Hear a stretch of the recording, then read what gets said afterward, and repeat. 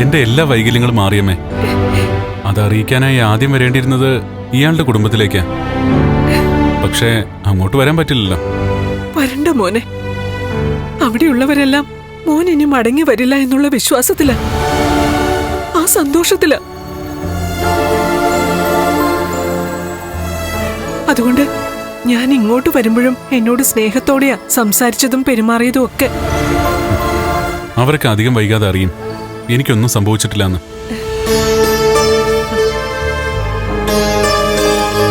പക്ഷേ അപ്പോൾ ഞാൻ വീൽ ചെയറിൽ നിന്ന് എഴുന്നേറ്റ കാര്യം അവരറിയാൻ പാടില്ല. ഒരിക്കലും അറിയിക്കരുത്.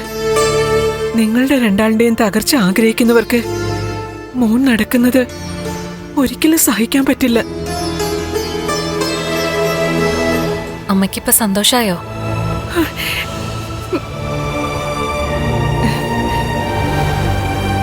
എനിക്ക് കണ്ണേട്ടനെ കല്യാണം കഴിക്കാൻ സമ്മതമാണെന്ന് പറഞ്ഞപ്പോ ഏറ്റവും കൂടുതൽ എതിർത്തത് അമ്മയാ. എന്റെ ഭാവി നശിപ്പിക്കാനായിട്ട് മനഃപൂർവ്വം കണ്ടുപിടിച്ച ബന്ധമാണെന്നൊക്കെ പറഞ്ഞ് അമ്മ ഒരേ കരച്ചിലായിരുന്നു. അതിപ്പോ അമ്മയെ കുറ്റം പറയേണ്ട മഹി. ഈ ലോകത്തുള്ള ഏതൊരമ്മയും ചിന്തിക്കുന്നതും പറയുന്നതൊക്കെ മഹിയുടെ അമ്മയുടെ ഭാഗത്തുനിന്നും ഉണ്ടായിട്ടുള്ളൂ. ഏതൊരമ്മമാർക്കായാലും മക്കൾക്ക് നല്ല കുടുംബജീവിതവും ഭാവി ഉണ്ടാവണമെന്നൊക്കെ തന്നെയാണ് ആഗ്രഹം. അങ്ങനെയുള്ളപ്പോ പെണ്ണ് കാണാൻ വീൽ ചെയറിൽ വന്ന ഒരാളെ ഒരമ്മമാരും വേണമെന്ന് പറയില്ല. അന്നങ്ങനെ പറഞ്ഞതില് എനിക്കിന്ന് നല്ല കുറ്റബോധമുണ്ട്. പിന്നീട് എനിക്ക് മനസ്സിലായത് മോനെ പോലൊരാളെ ഈ ജന്മം എന്റെ മോൾക്ക് കിട്ടില്ലെന്ന്. അന്ന് പെണ്ണ് കാണാൻ വന്നപ്പോ തന്നെ ഇതാണ് എന്റെ പുരുഷനെന്ന് ഉറപ്പിച്ച മഹിയുടെ മനസ്സിനോട് വേണം നന്ദി പറയാൻ. അന്ന് ഞാൻ പോലും ഇയാളോട് പറഞ്ഞു എന്നെ പോലൊരു മനുഷ്യനെ കെട്ടണ്ടെന്ന്. അത് പറയാനായിട്ട് ഞാൻ ഇയാളുടെ വീട്ടിലേക്ക് ചെല്ലുകയും ചെയ്തു. അപ്പോഴും ഇയാൾ ഒരേ നിപ്പായിരുന്നു, എന്നെ തന്നെ മതിയെന്നും പറഞ്ഞു. അതിന്റെ കാരണം എനിക്കിപ്പോഴും വ്യക്തമല്ല. അതെന്താ വ്യക്തമാവാത്തെ? മുന്നോട്ടുള്ള നമ്മുടെ ജീവിതത്തിനിടയ്ക്ക് ഇതൊക്കെ സംഭവിക്കുന്ന എന്നെ ആരോ ഉപദേശിക്കും പോലെ എനിക്ക് തോന്നി.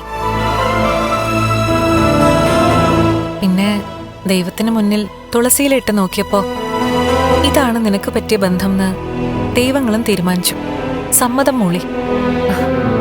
അതുകൊണ്ടാ അമ്മയുടെ എതിർപ്പിനിടയിലും അതൊന്നും ശ്രദ്ധിക്കാതെ കണ്ണേട്ടന്റെ ജീവിതത്തിലേക്ക് ഞാൻ കടന്നു വന്നത്.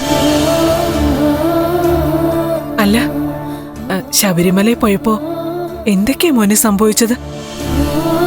സംഭവിച്ചത് എന്തൊക്കെയായാലും ശരി, അതിന്റെ അവസാനം എനിക്ക് ഗുണമായിട്ടാ വന്നത്. അതുകൊണ്ട് പകുതി വഴി കഴിഞ്ഞപ്പോ തന്നെ മറ്റെല്ലാ സ്വാമിമാരെയും പോലെയും എനിക്ക് മല കയറാൻ പറ്റി.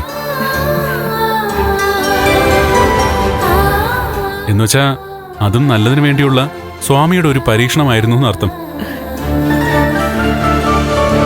അമ്മയും കൂട്ടി അകത്തേക്ക് ചെല്ലും മഹി. വാ അമ്മേ.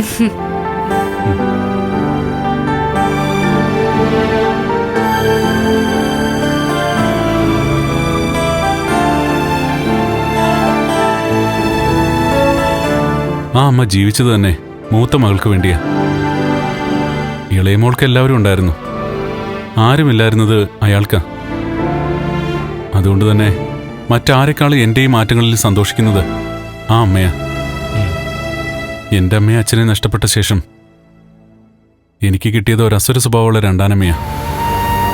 എന്നാൽ വിവാഹശേഷം എന്നെ സ്നേഹിക്കുന്ന എൻ്റെ ഭാര്യയെ പോലെ തന്നെ എനിക്ക് വേണ്ടി പ്രാർത്ഥിക്കുന്ന ഒരു അമ്മയെ കിട്ടി. അതൊക്കെയല്ലടാ നമ്മളെ സംബന്ധിച്ചിടത്തോളം ഏറ്റവും വലിയ നേട്ടം.